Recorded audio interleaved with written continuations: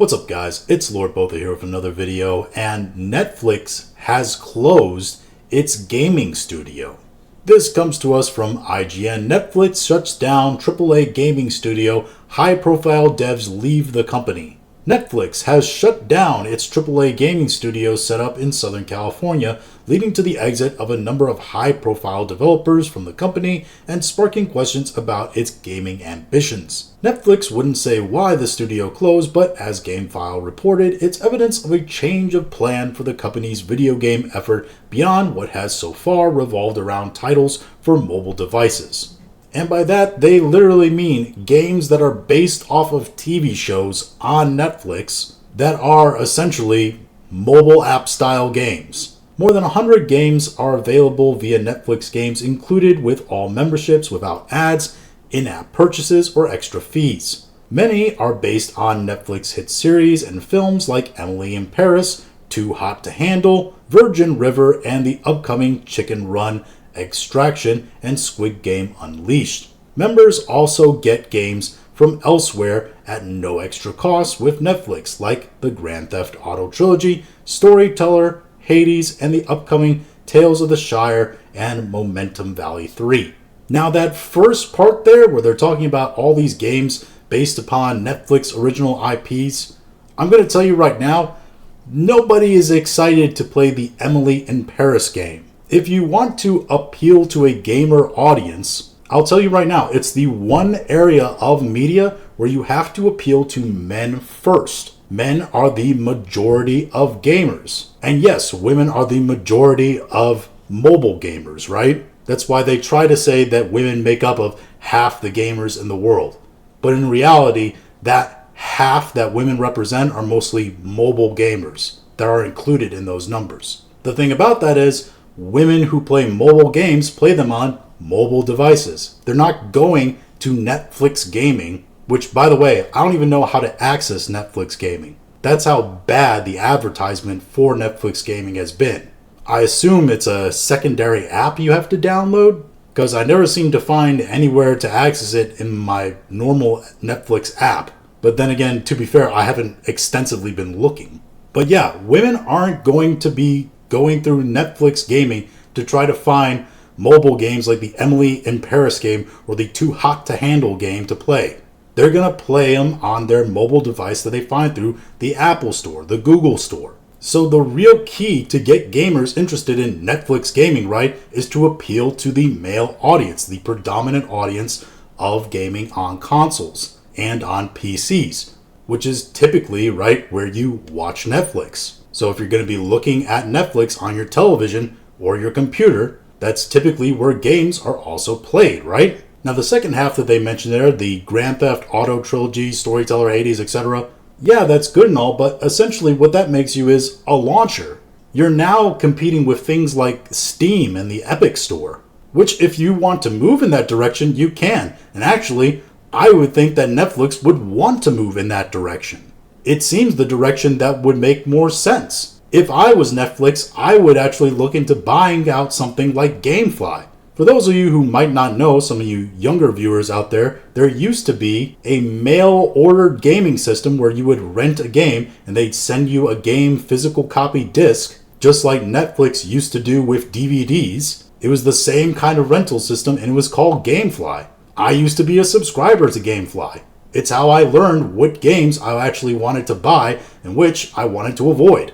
I really liked it as a service and it was worth the monthly payments that were made to it. I believe GameFly still exists as a company. They were acquired, I think, in 2020 by a new owner. So why wouldn't Netflix go out and buy that well-known brand and essentially use it as a rental launcher as their version of Netflix gaming? It seems to make the most sense to me. Especially when you consider the fact that Netflix video game business is helmed by former Epic Games executive, Vice President of Game Development, Alan Teskin, with fellow Epic staffer G. Troff recently joining as Vice President of Technology and Portfolio Development. So these guys were in the launcher business. They should know how to properly do this. And maybe that's the way that they're actually moving now, acquiring licensing deals, to be able to put new games out there, right? Instead of focusing on their own AAA gaming productions. My guess is that when they looked into that and they saw the actual cost of developing those games, they said, oh hell no, we're not doing that. They also probably saw failures like Concord and thought, absolutely not. We are not taking that kind of financial hit. And one thing Netflix does do, and do very well, sometimes to its own detriment, and very much so like traditional old school television, is pivot quickly. That's why a lot of shows don't last past the second or especially fourth season on Netflix. They crunch numbers really hard and they say, this show isn't bringing in the audience. Let's get rid of it. In January, Netflix said Netflix Games was doing better than ever, but that might not have been saying much given the past data on the streaming service's game offering. Netflix said gaming engagement tripled last year in part due to the release of the Grand Theft Auto trilogy on the service near the end of 2023. Netflix called the GTA trilogy its most successful launch to date in terms of installs and engagement, with some consumers clearly signing up simply to play these games. So yeah, the rental launcher path seems to be the one that they're probably going to take because A, it's the one that makes most sense given the infrastructure and the company's history, and it's the easiest one in terms of the setup and potential profitability for them as a company. And Netflix is one of the few companies that they can go toe-to-toe in terms of money with things like Epic Games and Steam.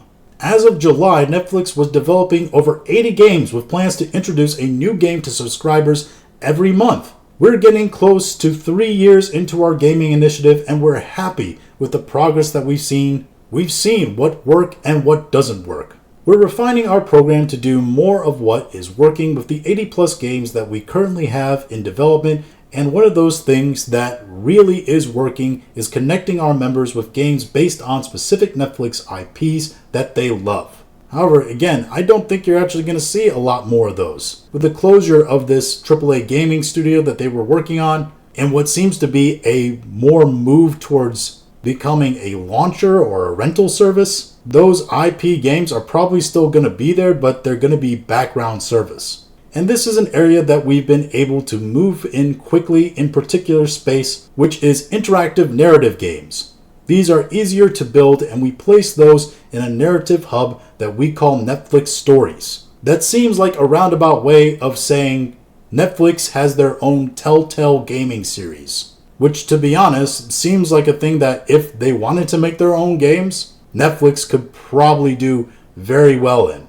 I, for one, would love to play a Peaky Blinders Telltale style game. To be quite honest, I think the closure of their AAA gaming studio is actually a good move by Netflix. Again, this is a business where they pivot really quickly, and they saw that this was not going to work, and they needed to find a way to actually make it profitable and work quickly.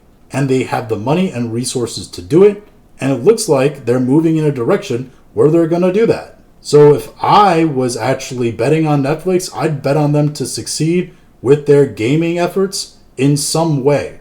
Not as actual independent creators of games maybe, but as some kind of rental or launcher service. The only thing I know they definitely have to do though is advertise it more and give people specific instructions and relays on how to get to it. Because again, I have absolutely no clue how you even get to Netflix gaming. Whether it's a separate app or in the app or whatever, I don't know. And I feel like a whole bunch of other people don't know. But those are just my thoughts on all this. If you have your own thoughts, go ahead and leave them in the comments. If you like this video, go ahead and like, share, and subscribe. If you didn't like this video, appreciate you watching all of it. We'll talk to you again later.